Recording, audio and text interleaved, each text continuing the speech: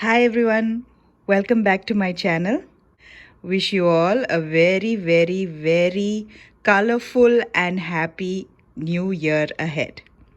So let's get started today. As you know, I've probably not posted a video for over a month, but I have been busy. And this is the state of my indoor garden so far. These guys have been growing a lot. I know I need to post a video about my indoor plants, and I'll be doing that this year. I wanted to share some updates about my AeroGardens. So let's get started with that. So here are my AeroGardens. It's been quite a while since I posted an update about them. This is the AeroGarden Sprout with the Thai basil, the mint, and the curly parsley.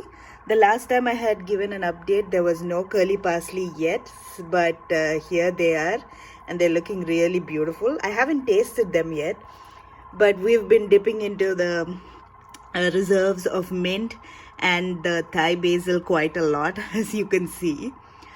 These are the next plants that I wanted to talk about. They are the tomato plants, those little sprouts that I had removed from the AeroGarden harvest. They are now really bushy and vibrant, and they look quite happy. They haven't started flowering yet, but that's probably because it's too cold. It's really cold in Atlanta right now, and it will probably need some more months. Maybe it might flower in the spring, so I'm really hopeful about that. But here is like the crowning glory of my entire garden. These are my heirloom cherry tomato plants in the AeroGarden harvest. They are growing beyond the level of the light. The light has been extended to the maximum height possible, but they still keep growing. I've been giving them a lot of pruning. Every week almost I need to cut the plants back because the lights are getting blocked out by the bushy leaves, and none of the fruit or the flowers are getting much light because the leaves are covering them. I haven't been able to count how many tomatoes are there. I'm hopeful that they will taste good. There are tomatoes everywhere right now, and the plant is kind of getting overburdened and heavy with the number of tomatoes on the branches. So that's why you can see this string. It's just some cotton string that I've tied to the light post so that this huge branch doesn't topple over with the weight of all the tomatoes on it. It's been about 3 months since I planted this AeroGarden, and you can see what a big harvest we are going to have someday soon. I'm hoping that they will turn yellow and start to turn red after that and ripen. So let's see how they go. Now for the final update, you must be wondering what happened to this AeroGarden. Well, my husband and I had gone traveling. We traveled to Virginia for 2 weeks, and unfortunately this AeroGarden ran out of water completely, and all the leaves had grown beyond the light, and they started actually burning because of the heat. And I trimmed them back, but I couldn't save any of the plants on this AeroGarden, which is really sad. But I have a plan for the AeroGarden. I got some Cascading Petunia seed pods from the AeroGarden Thanksgiving sale, and I was just holding on to it. I thought I would plant it once these stop producing herbs.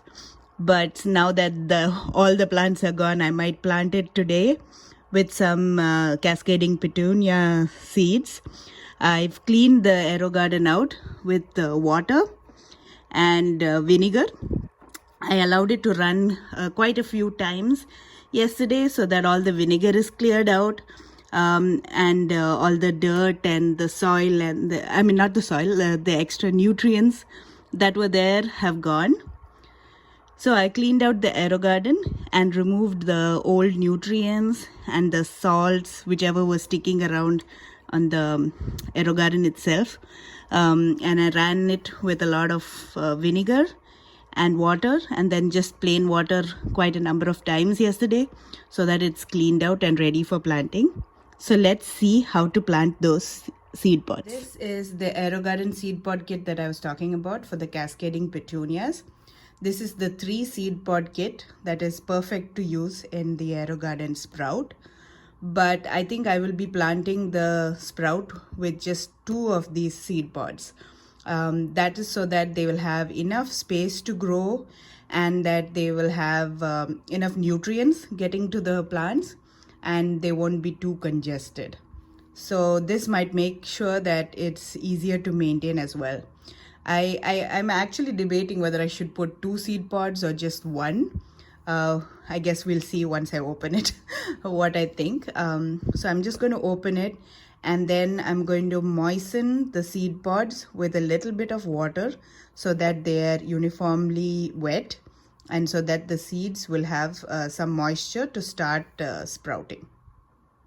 So I'm just opening up the box. This comes with the seed pod kit instructions as always.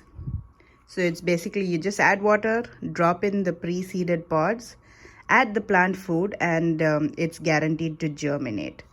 So those are the instructions, and I'll go through them later. But they're pretty similar with all the videos I've posted before. I ordered this kit directly from the AeroGarden website for their Thanksgiving sale, and unfortunately I'm not really happy with this. I don't like getting the seed pods like this out in the open. The ones that I had ordered from Amazon came packed with in a Tetra Pak so that the seeds didn't roll around. Sometimes the seeds come out of this grow sponge and they are like lost in the packaging somewhere, and then you need to find it and put it back in the pod. So that sometimes does not germinate when that happens. So I'm not really happy with that. But I'm happy to have got some more liquid plant food. My other AeroGardens were beginning to run out. I finished 1 bottle of the liquid plant food already. So we need more. It came in a good time. It has the grow domes as always. Thank goodness for that. So now let's get to planting. Before I show you how I'm planting it, I just wanted to show this. I'm planning to plant only 2 seed pods. So I have closed off the 3rd spot in the AeroGarden Sprout. And this is so that no extra light reaches the roots, because that often causes root rot in the presence of water, and like algae can grow and stuff like that. So you don't want any excess light to get into the sprout, especially through holes that are unused. So I just put some packing material and sellotaped it. I know it looks rather crude, but it does the job and prevents extra light from getting in. Then for the other seed pod that I'm not using, I have put it in a Ziploc bag and like taken out all the air, the excess air. I've also heard that you can do this and then keep these seeds in the fridge or the freezer. The freezer would be better if you have space. This is so that the seeds don't go bad and you can use it later at any other time when you have spots free in your AeroGarden. Now I'm just going to fill some water. This is filtered tap water.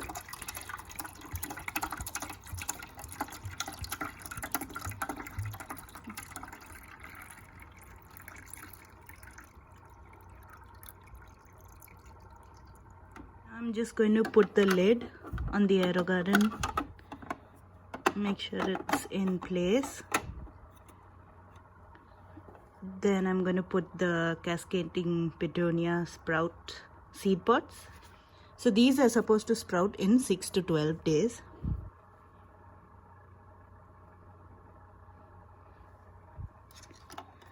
I'm just keeping those there. And I will just water it a little to make sure the seed pod is moist.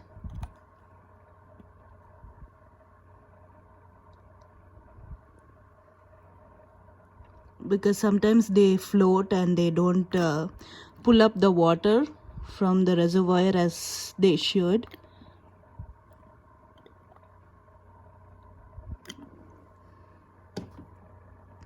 So I'm done moistening the sponges. I have put the domes on the seed pods and covered them and made sure that there's no gaps. Now I'm just going to put some of the plant food. For 2 to 3 pod gardens, you just need 1 capful at startup and then at every 2 weeks. So this will do. I will rinse out this and with just plain water and pour it back in.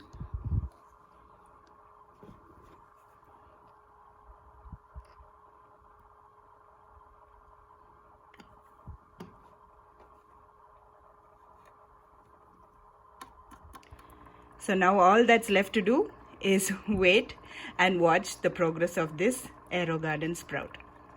Until my next video with more updates about the AeroGarden, that's all from me.